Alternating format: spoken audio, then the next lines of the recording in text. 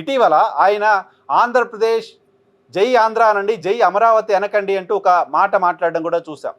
జై అమరావతి అంటే కేవలం 33 గ్రామాలు మాత్రమే, 33,000 ఎకరాలు ఇచ్చిన రైతులు మాత్రమే గుర్తొస్తున్నారు.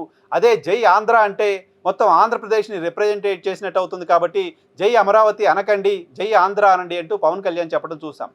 సో అమరావతి సెంట్రిక్గా ఈ ప్రభుత్వం పనిచేస్తూ ఉండడం, పదే పదే అమరావతి సెంటిమెంట్తో, జై అమరావతి నినాదంతో ప్రభుత్వం పనిచేస్తూ ఉండడం, దానివల్ల మిగతా ప్రాంతాల్లో రాజకీయంగా నష్టం జరుగుతుంది.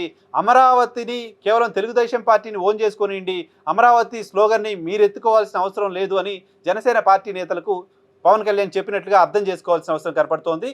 సో ఒక పక్క తెలుగుదేశం పార్టీ జై అమరావతి, అమరావతి చాలా ప్రెస్టీజియస్ ప్రాజెక్టు, వరల్డ్ క్లాస్ నగరాన్ని నిర్మించబోతున్నామని చెప్తుంటే, కూటమిలో ప్రధానమైన పార్ట్నర్గా ఉన్న పవన్ కళ్యాణ్ జై అమరావతి అనాల్సిన అవసరం లేదు, జై ఆంధ్ర అనండి అని చెప్పడం, పైగా జై అమరావతి అంటే మనం కొద్ది ప్రాంతానికే పరిమితంగా దాన్ని చూస్తున్నారు అని పవన్ కళ్యాణ్ మాట్లాడడం, సో నేరుగా తెలుగుదేశం పార్టీతో ఎక్కడో డిఫర్ అవుతున్నట్లుగా, తెలుగుదేశం పార్టీ విధానాలు వేరు, జనసేన పార్టీ విధానాలు వేరు అని ఒక క్లారిటీ ఇచ్చే ప్రయత్నం ఆయన చేస్తున్నట్లుగా కనపడుతుంది.